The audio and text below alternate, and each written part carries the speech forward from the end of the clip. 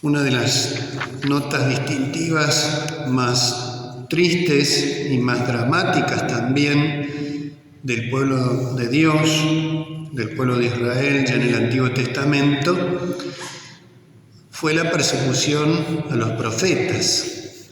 Una nota negativa, distintiva, dramática porque era una persecución a todo nivel, no solamente una agresión o un desinterés, o una indiferencia de labios para afuera, sino con el corazón y llevada a la práctica en la persecución y en la persecución a muerte. Esto lo dice Jesucristo también. ¿A qué profeta, le dice a los fariseos, a qué profeta no persiguieron vuestros padres?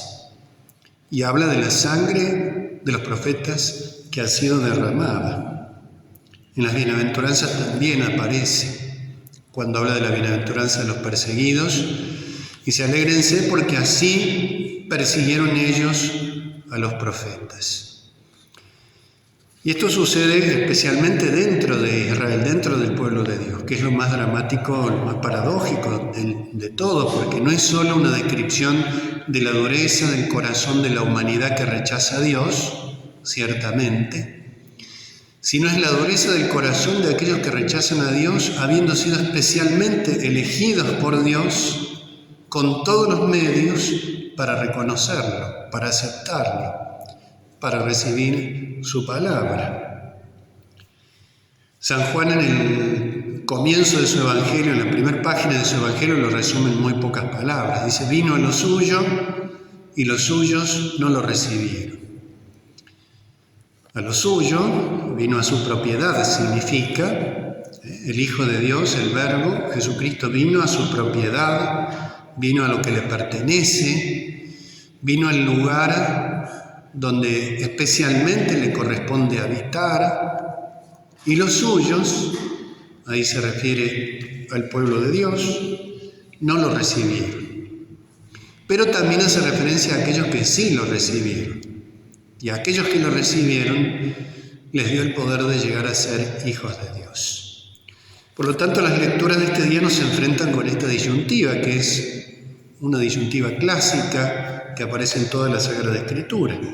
Con respecto a la presencia de Dios, no hay más que dos posibilidades definitivas: su aceptación y su rechazo. Y de cada una de estas actitudes se sigue una consecuencia. Ni se lo rechaza a Dios sin consecuencias, ni se acepta a Dios sin consecuencias. Y Jesús lo va a decir también claramente en las parábolas, aquellos que lo rechazaron. Habla concretamente de la condenación y lo expresa en términos de enorme intensidad, de mucha fuerza, de mucha elocuencia, para advertirnos. Y también las consecuencias que se siguen de aquellos que aceptaron y aceptan la presencia de Dios, cuya consecuencia definitiva es la patria celestial. Hemos escuchado en la primera lectura del profeta Ezequiel una descripción muy breve también, muy pocos versículos, pero suficientemente clara, más que clara, de cómo era el pueblo de Israel, el pueblo de Dios, pueblo de rebeldes, así lo llama el profeta. Y dice: se han rebelado contra mí. Porque ¿qué sucedía? ¿Por qué existían los profetas? Es la pregunta que nos debemos hacer.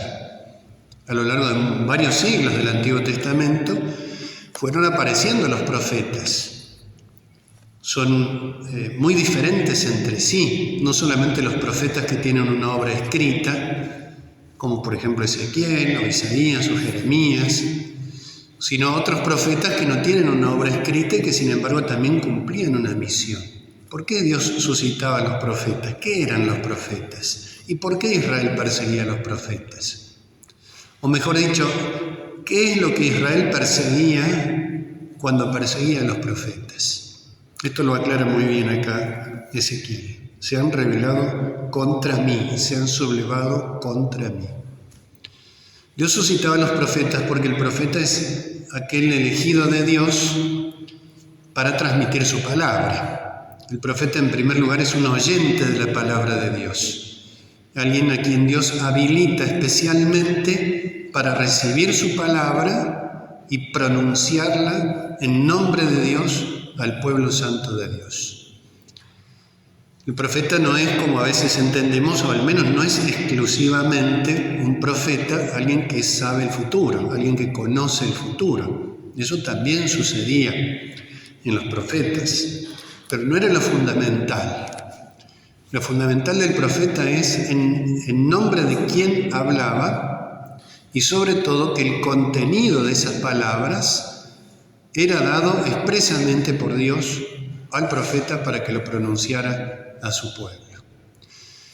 Y entonces, claro, el pueblo de Dios era un pueblo rebelde, un pueblo que se tapaba los oídos a la palabra de Dios, un pueblo que no quería escuchar la palabra de Dios.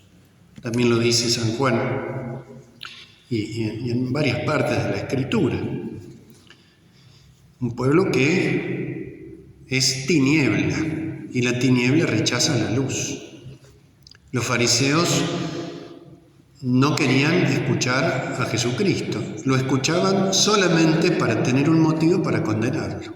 Ahí se ve la expresión culminante de esta persecución. Y entonces Dios suscitaba a los profetas para hablar por medio de ellos y de esa manera guiar a su pueblo, conducir a su pueblo, cuidar a su pueblo, advertirle los peligros, enseñarles el camino. Podríamos decir de alguna manera como los grandes directores espirituales del pueblo de Israel. Aquellos que hablaban directamente y por orden de Dios y ni siquiera hablaban por una mera convicción personal. Más aún, muchos de los profetas, o varios profetas al menos, nos consta que se habían resistido a hablar porque sabían que era un pueblo que cuando el profeta hablaba los agredía. Tenemos el caso típico de Jeremías, por ejemplo, que le dice a Dios que no lo mande a ese pueblo. Sin embargo, Dios lo envía y lo envía con esta doble misión. Dice, por un lado, arrancar y destruir, por otro lado, plantar y edificar. Arrancar y destruir el pecado, con la denuncia que los profetas hacen, y por otro lado, plantar, sembrar la palabra de Dios para que Israel crezca. Por eso los profetas ocupaban un lugar central. Pero en general, frente a ese pueblo, eran perseguidos y perseguidos a muerte porque en realidad en la persona del profeta perseguían la palabra de Dios. Noten qué importante es tener esto en cuenta cuando en el Evangelio de hoy Jesús se dirige a su pueblo, se dirige a Nazaret. Va a la sinagoga. Recordemos, la sinagoga no es como una iglesia. En la sinagoga no se celebra el sacrificio, se celebraba solo en el templo de Jerusalén. En la sinagoga, ¿qué se hacía? Se leía la palabra de Dios y se hacía una breve explicación, una celebración de la palabra de Dios. Para eso se iba a la sinagoga, para reflexionar y celebrar la palabra de Dios. Y en ese mismo ámbito se rechaza a quien es la palabra de Dios. Fíjense qué contradicción. Jesús comenzó a enseñar en la sinagoga y ahí es donde lo van a rechazar. En el caso de este particular de Nazaret, porque lo conocían a Jesucristo, piensen que había vivido 30 años allí prácticamente.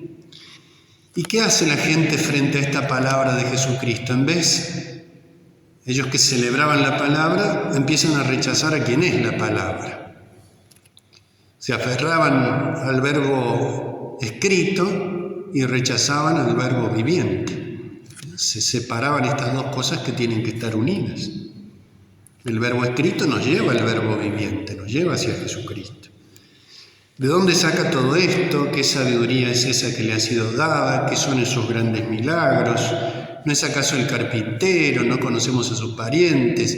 En pocas palabras, ¿quién se cree que es? Si es uno más, lo conocemos durante muchos años. Es una mirada naturalista sobre Jesucristo, una mirada que no trasciende no solo a su mensaje, sino sobre todo a su condición. No lo reconocen como hijo de Dios, no lo reconocen como enviado del Padre, no lo reconocen como Mesías, lo equiparan a cualquier otro.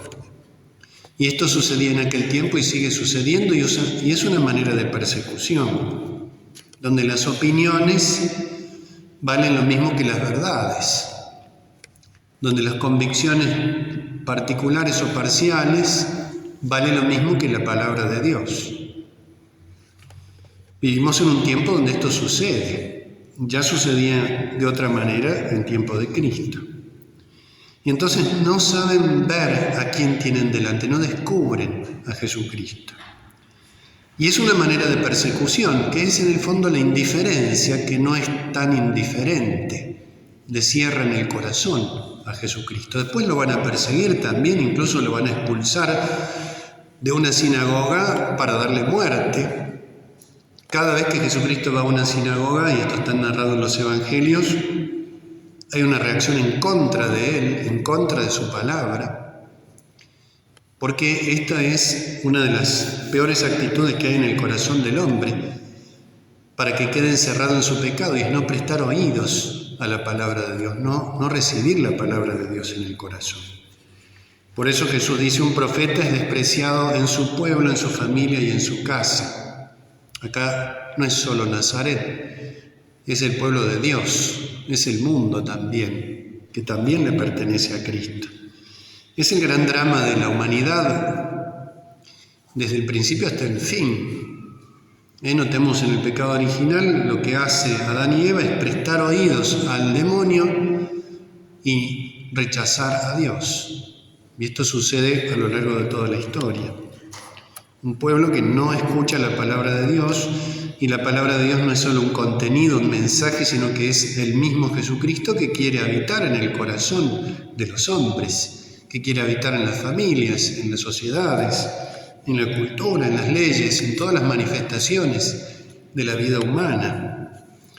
Y vivimos en este mundo que cierra las puertas a Dios por todas partes, donde puede. Por eso, qué actual que es esta expresión de Ezequiel.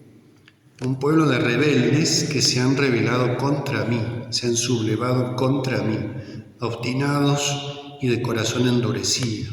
Una descripción muy adecuada también de nuestro mundo. Pidámosle al Señor que nos conceda recibir su palabra, abrirle nuestro corazón, querer vivir de manera conforme con esa palabra, porque el escuchar no es oír, no es percibir sonidos, no es entender palabras nada más, sino es querer vivir de manera acorde con esa palabra, con esa voluntad de Dios. Le pidamos al Señor entonces que nos conceda esa gracia, que lo recibamos siempre, que en esto imitemos a los profetas, grandes oyentes de la palabra de Dios, y que fueron capaces de dar testimonio de la verdad hasta derramar su sangre por esa verdad. Que nos dejen ese gran ejemplo para todos nosotros, que por el bautismo hemos sido constituidos también sacerdotes, profetas y reyes. Le vamos a pedir al Señor entonces que nos conceda esa gracia y que un día podamos gozar de su presencia en la patria del cielo. Que así sea.